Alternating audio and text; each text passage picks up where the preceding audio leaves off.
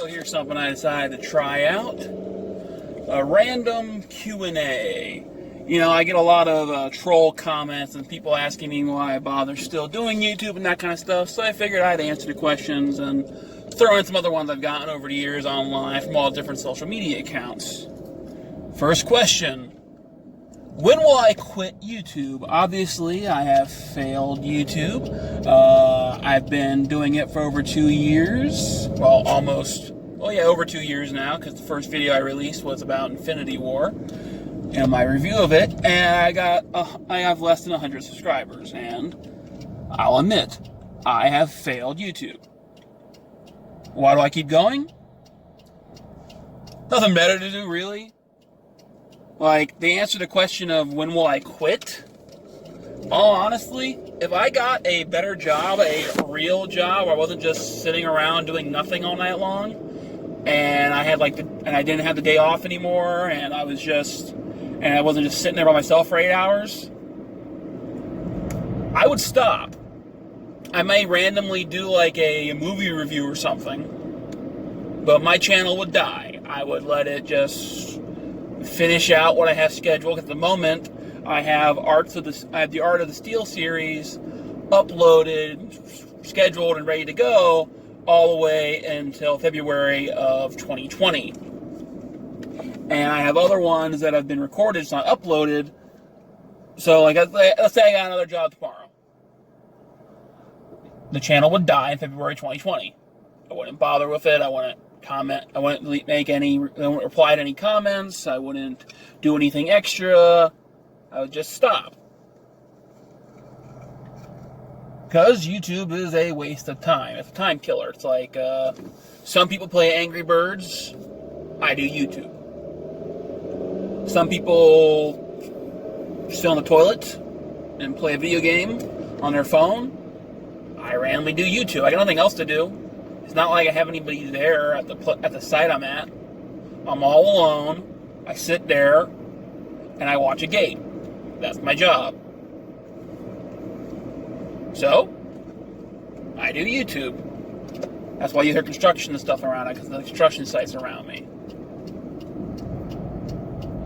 And yes, I am, as you can tell from the video, I am actually driving at the moment, but you can't see me or anything.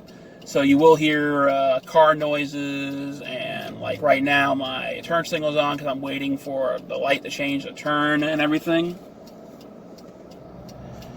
And if I get distracted, that's because I am distracted and driving. I'm putting most of my focus on actual driving and not the video because, you know, I am driving a car.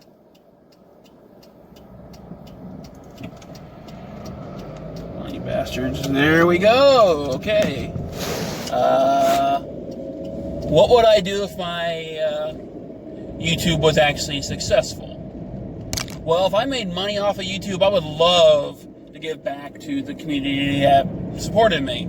It's like, if I actually made, I don't know, if I made like 20 bucks a month, actually, it'd probably be 40 to do what I was just thinking. If I made like 40 bucks a month, I would buy a 4K movie for $30-something, have a contest each month, give away the disc code, the 4K disc to the first place winner, and the case, the Blu-ray disc second place, and the code to the third place. And I would do that every month if I only made like 40 bucks a month on YouTube. To Americans, obviously, because, you know, the shipping. Media mail is only like $2 to ship something in America. If it was like, if somebody from like United Kingdom won, obviously, it would cost me like $12 to mail, and then I had to make like 50 something. And if I made more, like enough to actually quit, and yeah, I'd obviously do more elaborate videos, actually put time and effort into the videos instead of just, you know, doing what I'm doing now. Or it's like, if you saw my really poorly received Steelbook custom Steelbook making video, it has more dislikes than likes, and it has more negative comments than positive ones. I didn't have a tripod. If I actually made money off this thing and it was successful, I would have bought one before making that video instead of just making it. My tripod was lost in Chicago, and I finally got it back in the mail from the hotel. So the next one I do, there actually is a tripod and it's held properly. But the Arts of the Steel and everything won't be that until, obviously, like I said, February 2020, and I think there's still like 30 videos still uploaded, so it'll be a while unless it's like I do the new ones. Like if you saw, like the latest ones, Batman, Hush, and Cinderella, they were recently released, but I still had them when I shot all those videos, so I decided to make those ones come out now just because they're newer releases, because why the hell not? Even though they did just as poorly as any of my old ones. Art of the Steel only has 8 fans. That is as much views as it gets, and then it peters off, and like 2 or 3 months later, it may get like 1 or 2 views. But that's still 8 views that I normally wouldn't get on anything else. Because some random talks I do only get like 1 or 2 views. And the comments I'll get usually be like some asshole saying, this is why you only have a certain number of subs. Fun fact, here's another answer. People will ask, what I find most annoying about YouTube. Those kind of people in their comments, like, because every single one of them I gotten, it's been from people who have either 0 subscribers themselves and no videos whatsoever, or the one had 1 video, but it had like less than like 20 views on it, and the number of views matched the number of downvotes. Everybody who watched it took the time out of their lives to hit downvote on that video, but yet he was bitching at me about the video I made. It's like, don't throw stones at your glass house, man. It's like, I prefer it if a person who's going to downvote actually just says why, because give some constructive criticism. Don't just say you suck, you're an asshole, I hate you, his opinion was stupid. Actually, back it up a little. That's what I prefer.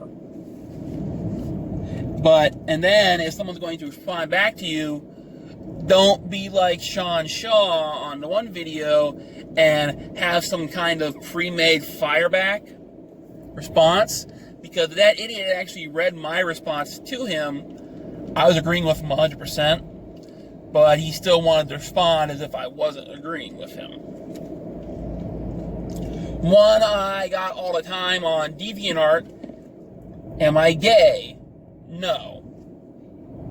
I am a male, obviously from the voice, and I am attracted to females, biological ones. Yes, I know all the people on the left will say, oh, that means you're a homophobic. No, it means I'm not attracted to them. You can't help who you're attracted to. That's what people on the LGBTQAI plus community always says, is you can't help who you're attracted to. I'm not attracted to people with dicks. I mean, maybe if she got it cut off and got one of those fake ones down there, but if she's keeping her junk, nah.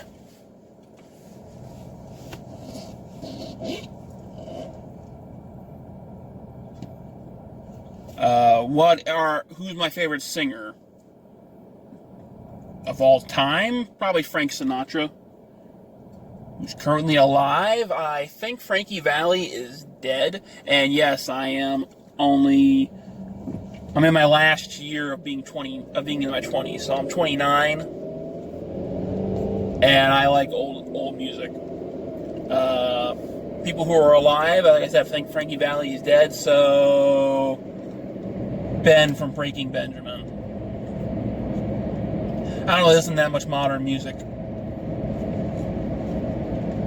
don't really listen to that much music. I kind of just have the same CDs playing over and over and over again.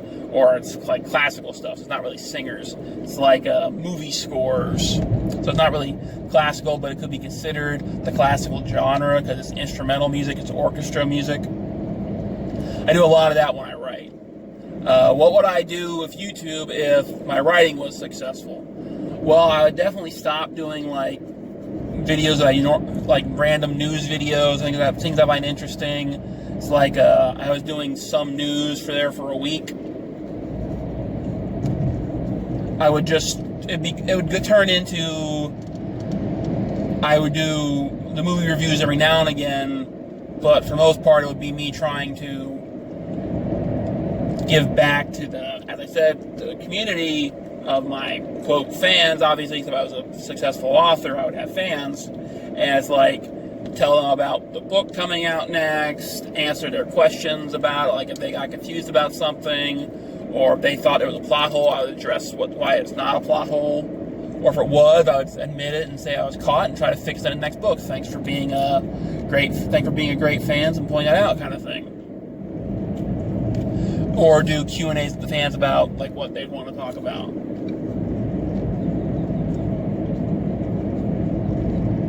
How many books have I actually written? I have gotten none professionally published, so technically 0, but I do have ISBN numbers for 6.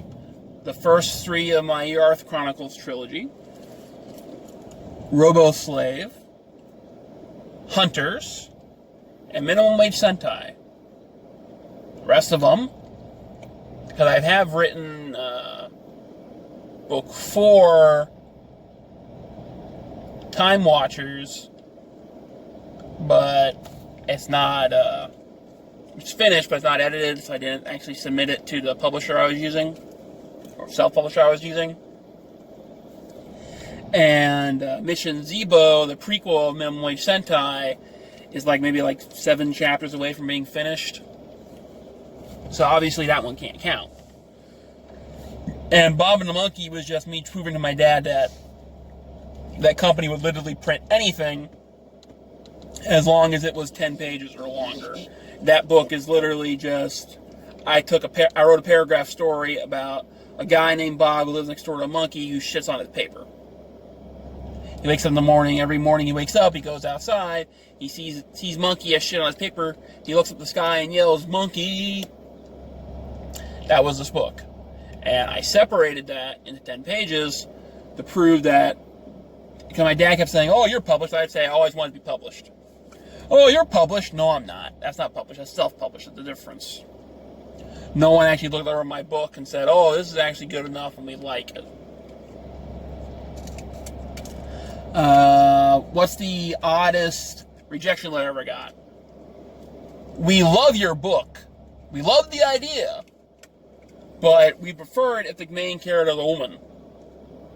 When the entire thing about the story is, if on the Earth, girls go to a school to decide what they're going to train as, what kind of power they're going to use, because males are locked into the region or the area they're in.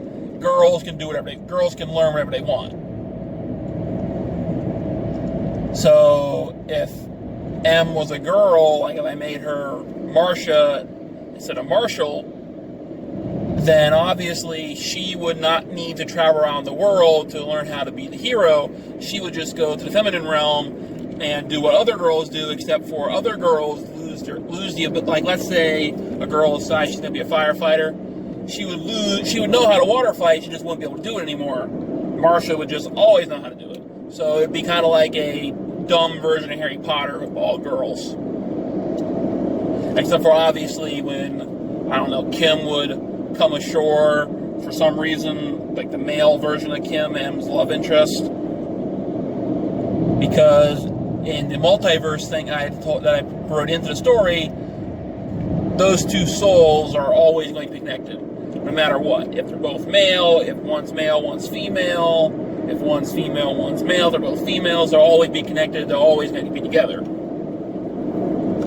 That type of a thing. So, obviously I'd have to get, for lack of a better name, Kim, I don't know, Kevin, to the island to meet Marcia. And then Kevin and Marcia would fall in love, and blah, blah, blah. Males would be, I don't know, some kind of gay swashbuckling thing. Like, think black sails on stars if they were both male.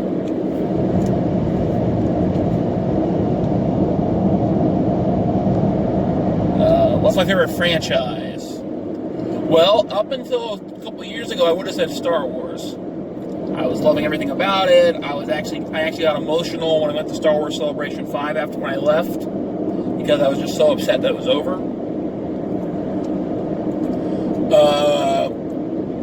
I also would have said Pokemon maybe, but I really didn't enjoy the last two entries into the franchise, the Sun and Moon and Ultra Sun and Moon. I found them very boring. I actually didn't finish them.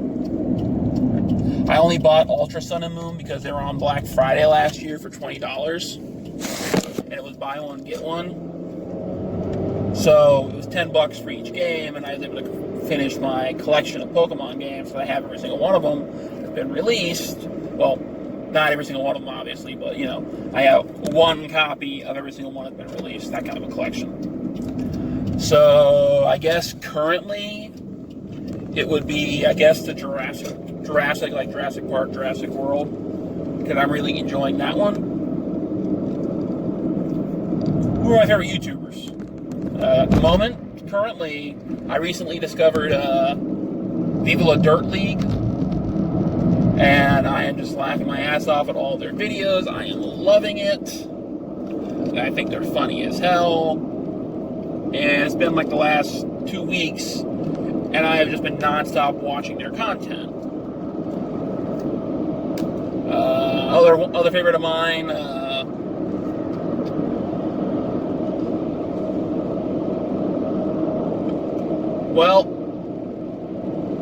other ones that I watch are not really... another favorite of mine is Clayton40. He does Jurassic Park trivia and that kind of stuff, and theories and that kind of stuff. And also Star Wars theory. So those are my three favorites. Viva La Dirt League, Star Wars theory, and Clayton40. I kind of like Geeks and Gamers and Josh Pence, the Toy Hunter, and Cinema Sickness, a Media Hunter, and the Flick Pick.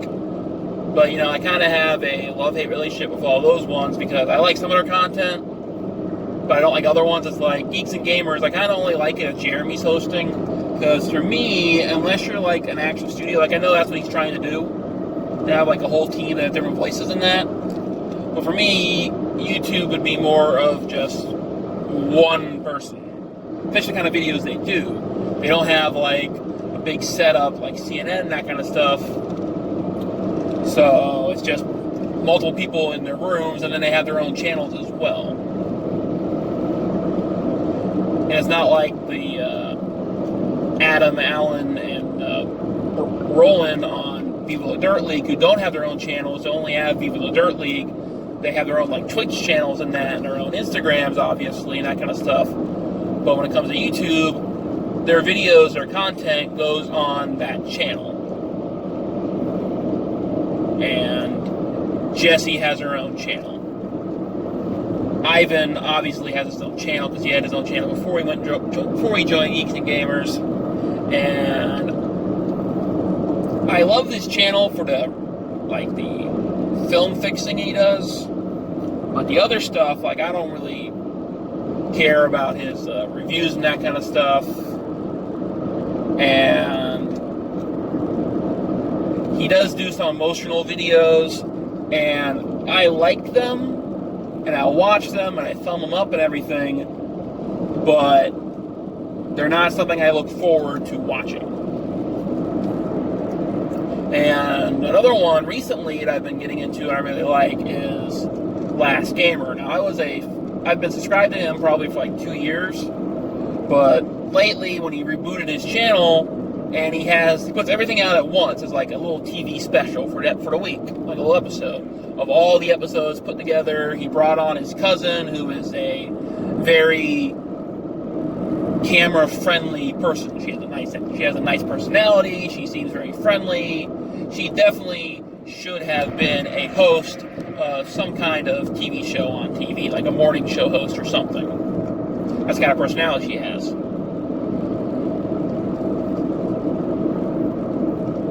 So I can see, like, maybe in a year or two, that being one of my favorite things to watch. Why did I start YouTube? Nothing better to do. It's like, I've always kind of wanted to. It's like, in all honesty, I've had the same mentality about YouTube as I have with this one ever since I tried it in the first beginning, like 2010. My first YouTube was, making music videos of TV shows and that kind of crap as the actual thing, and the actual artist at the music videos. I did it, and then I got banned, because obviously pirate stuff when I started doing that. But I tried to do my own original content after Woke Randolph, well, back then she was still Grace Randolph, did a little contest about, have your toys review Toy Story 3. I did that. And then I started doing other movie reviews of, toys reviewing those movies. I did it for like maybe 2 months. I got like 20 subscribers, something like that. And then I just stopped. I think it was because school started back up. College started back up, and I just stopped doing it. I had another one, like a couple years later, called The Art of DVD, because I didn't have a Blu-ray player yet, and I was like looking at the art of DVD, like the cases, the disc, the menus, that kind of stuff. And some of those videos got very popular, very successful, at least in my mind, like 1,000 views, something like that. And I stopped. Why? My camera broke. The camera I was using was broken, and I didn't want to buy another one because I wasn't making any money off YouTube anyways. And that one, I think I had like maybe 30 subscribers.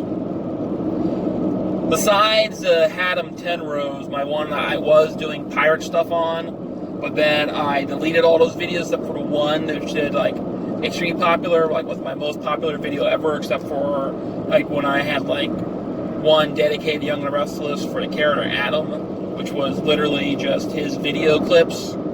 Those ones got popular because people wanted to watch the show for free, and they didn't want to bother with the other character stories, just that one. And I would cut out like the Winters character story. I'd cut out the other Newmans unless it had Adam in the scene or they were talking about Adam. I didn't bother with the scene. I'd cut all the shit out and couldn't upload it. Those were popular. Those had like 10,000 views all the time. And I actually got an email from YouTube asking me would I like to monetize my videos, and I said no because I knew, that's illegal, and I didn't have the repercussions of that. And eventually, those videos were all pulled. They were copyrighted striked, and they were pulled. And the channel was deleted. But Haddam Tenrose, when it was doing music videos and that kind of shit, and kind of like YouTube poops, but I call them bloopers, where you take like funny lines and funny scenes from other shows, and you put them into other ones. Like I did, like I was doing Full Metal Alchemist. I got to like I think episode 10, something like that, where you take like House berating his employees. Oh, you intimidating flank of bum fluff. Every day I take this from you. The hair is adorable. I don't deny it. The figure is svelte. And I had Roy Mustang stay at the end.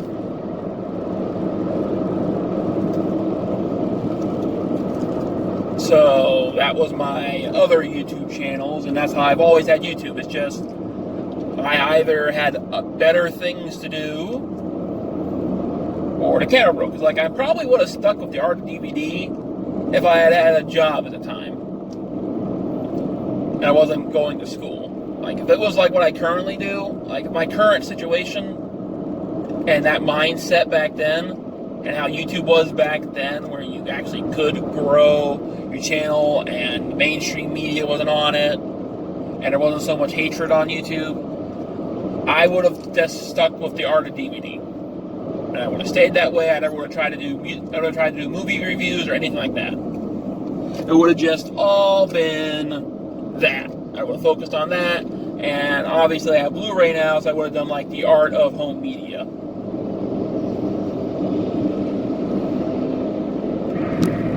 Don't just hate people who don't know how to drive.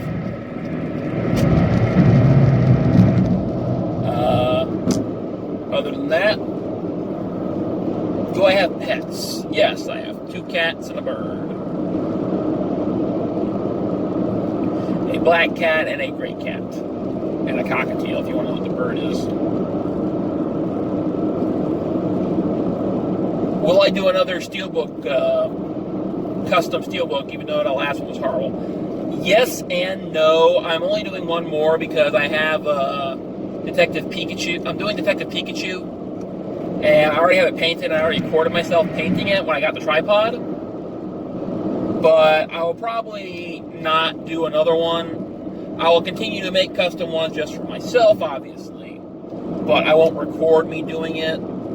I'll just show off the end product, maybe in like an Art of the Steel type thing. Because there is actually another person who did a better job of like video and everything, because he's a better YouTuber, obviously. And, you know, his camera was steady, and he actually has proper audio set up and everything. Like, he's an actual YouTuber. He put money into his video. My video is literally do this yourself at home as long as you have a printer for under $10. The Steelbook was $5. The paper is 100 sheets of 100 labels for $2. So it was make a custom Steelbook for under $10. That was literally the purpose of that video. So it wasn't do all that crap. And also I was going to make the Steelbook anyways because I wanted to see if I could do it. Because honestly, that was the first one I ever did. I had never done that before. I had designed them for like years. I designed ones for Legend of Seeker when it first came out.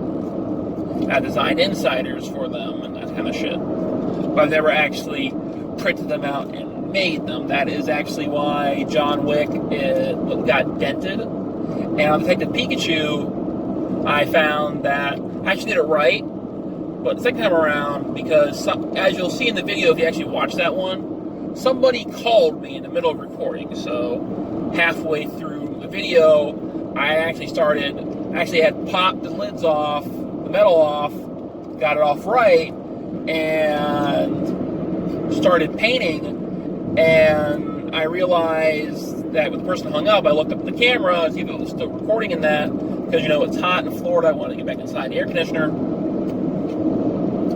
and yeah, it had not been recording the whole time. When the person called, it stopped. So on this phone, it's not like my old phone that I had. It does not record while you are talking on the phone. Like if someone called me right now, the video would cut out. So I had to connect it back in. I showed you how to do it, and I did dent it a little bit. But if you use the knife that you pop out with, you can dent it back in as long as the metal's hot enough, obviously. That's something new I discovered. Would I try it that guy's way? Probably not, because either using a wet label or using a sticky label, it's not going to look any different, in all honesty, because I use color. I use a lot of color, and white is in there. It's like, I've printed stuff before, like the t-shirt iron-on things, like that guy uses for his thing. A white person, you'd have holes in that person's body. So if I made the Incredible Hulk, Edward Norton's head, his brow on his head would be clear. So I would use a white label, and I have to cut that label, so obviously it would look exactly the same. So there's no point in that.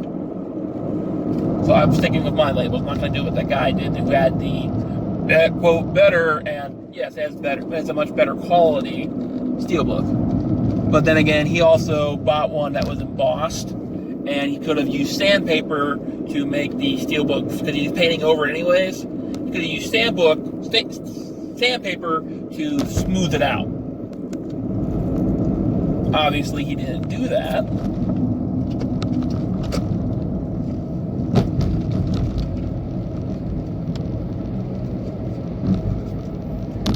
I'm going to obviously like mine over theirs because that's the one I actually designed in that. And even in the video, I admitted that my printer screwed up the edge, and if I was going to, and as I said, if I was going to sell it, I would have to redo it. I would have looked it over first. And even yesterday, like, Detective Pikachu would have been up already if yesterday had worked out right. Why? Because I had it painted, and I was printing it. The inside, perfect. 100% perfect. The outside, my printer screwed up and then ran out of ink. So I gotta wait until I go buy ink. And I was gonna order it online, but Target, I typed in 63 ink and it gave me 60, so they don't sell it online. And I typed in, and Walmart online, it was more expensive, so I'm just gonna go to the store today and get it. I was originally gonna go to the store anyways to look for the Return of the Jedi Blu-ray just came out that has the digital copy in it. But Target finally put it online. Yesterday, the prequels finally came because they had 1, 2, and 3 online from the start. Well, I originally just put episode 3 on Blu-ray, and the reason I bought these movies over again was because of the digital copy.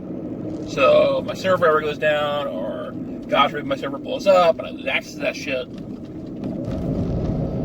Or if I go on vacation, I want to watch those movies, because a lot of times, the internet that I have, Comcast, will shut down randomly, just for no reason, just poof, dead. And you have to be home to reset it. Well, if I'm on vacation, obviously I can't reset it. So in other words, I'd be out of video streaming options until vacation was done, except for YouTube.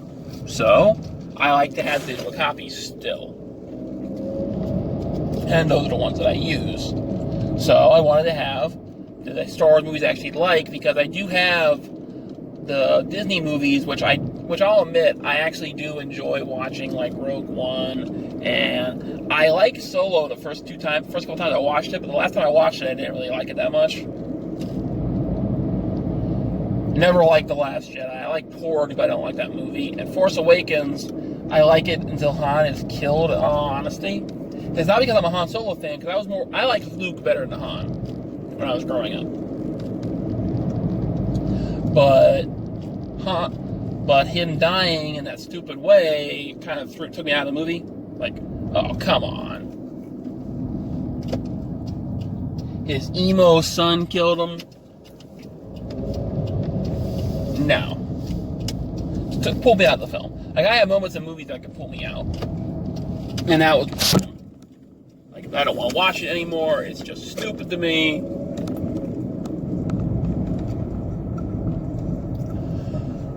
What are my stories about that I write? The video actually cut out when I was trying to describe the Arth Chronicles. What I said was, it's, for the lack of a better word, an epic, where, you know, it's world building, and people are trying, and it's that kind of stuff. Like, I know I talked about it earlier with the characters and everything when I was still on the road, so it is explained earlier in the video, but that's what it is. It's an epic world building with, like, long narrative stories. It's going to be 9 novels when it's actually completed 100%, with an actual room to grow for other people to write it. Like, if I didn't want to, like, when I'm done, other people can write.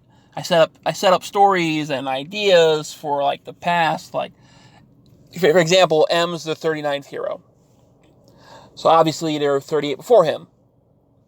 I only actually talk about, like, under 10 of them. So other people could write the remaining 29 heroes.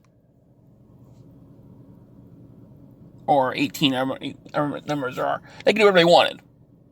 Because they could have it be as futuristic as they want, or they can be as past as they want. Because the gates I set up will do that. They actually explained it. Now, I'll go back to the original video. Sorry about that. My video actually cut out when I turned the corner. It slammed against my radio here that I had the phone sitting on, and that made the phone cut out. Building epic for lack of a better word, that is my main series I've been writing since I was in middle school, called The Arth Chronicles. And I have the Minimum Wage Sentai, which kind of gives it away in the opener. It's a Sentai thing. So people who don't know what that word is, it's like Power Rangers. You know, people have a certain device, or they have some kind of power inside of them. It's like Sailor Moon would be a Sentai. They have something that they activate, and it gives them their superpowers. They don't always have the superpowers.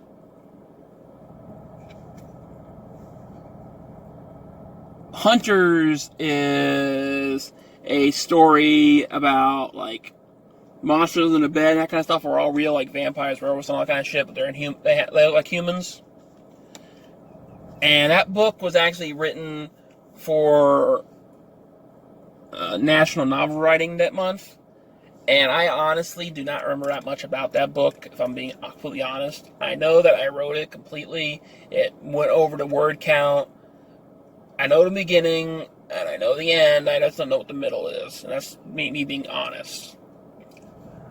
Robo-Slave is about, well, robo-slavery. It's the world has ceased war. There is no more war, but we use the Olympics type thing.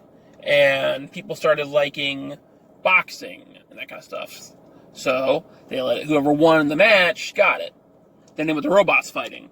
And they want robots to get bigger and badder, and now it's like, now people are in mechs and everything, and the guy who was like the best in the world got beaten because he was cheated on, and the cheating country decided that, okay, now that we've won, the new rule is the loser is enslaved to the country that beat him. And the guy is enslaved, his mind's wiped, he's going along and everything, and he falls when he goes to the dump to look for extra parts for his ship, and he gets hit in the head, and he starts remembering his old life, and he goes to try to free himself. Those are my books. Would I do another Q&A or AMA? Yeah, sure, why not? If anybody asked me something like, if this thing got like maybe, I don't know, 5 questions to it that weren't already answered, so obviously if you write, when are you going to quit? Or, are you gay? What color are you? That kind of shit. I'm obviously not going to answer those ones because obviously I've already answered them. Another one people usually ask, do you have a boyfriend? Do you have a girlfriend? No, I am single at the moment. 100% single. I almost had a girlfriend, but that didn't work out. Will I ever show my face? In all honesty, if a plan of mine, because I actually have 2 episodes written so far, I was originally going to do a fan film about Jurassic Park. And that plan fell through. Then I was going to do fan film of Primeval. I actually had the script written, and its locations done and everything. And now I have something blocking me. I can't do it. So now, after watching Chris Stuckman's video about making like making like movies for yourself and that kind of stuff, and writing stuff that you can honestly do, I decided I'd try to write a drama thing. Well, instead of that, it turned into like a gag. I tried thinking about one all night long. What I could honestly do, people I could use for like the cast and that kind of stuff. And I thought of, okay, someone is on a blind date. A girl's on a blind date, and her boyfriend is acting very weird. Or her person she's down on a date with is acting very weird. She says, oh, Jesus Christ. He replies, what a douchebag, under his breath.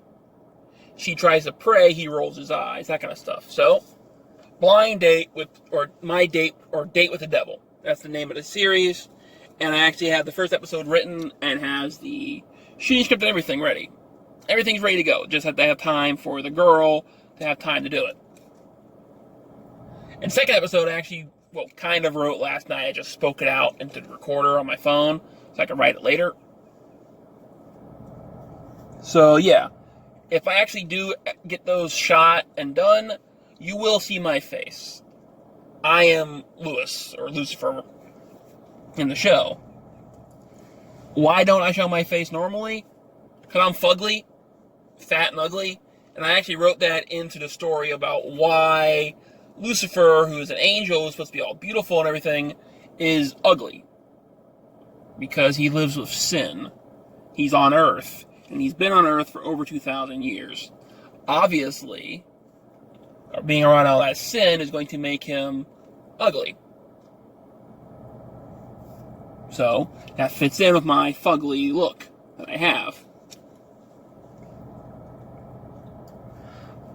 So, and I don't like looking at myself. I don't really like having my picture taken. Which is odd that I thought about doing acting and that kind of shit when I was younger, because I really don't like my picture being taken. And I don't like looking at myself. So we'll see how that works out with the series. So I might shoot it and then go to edit it and be disgusted about how I look. And hate how I look, so then I don't bother actually producing it and putting it on YouTube. I'll have to wait and see.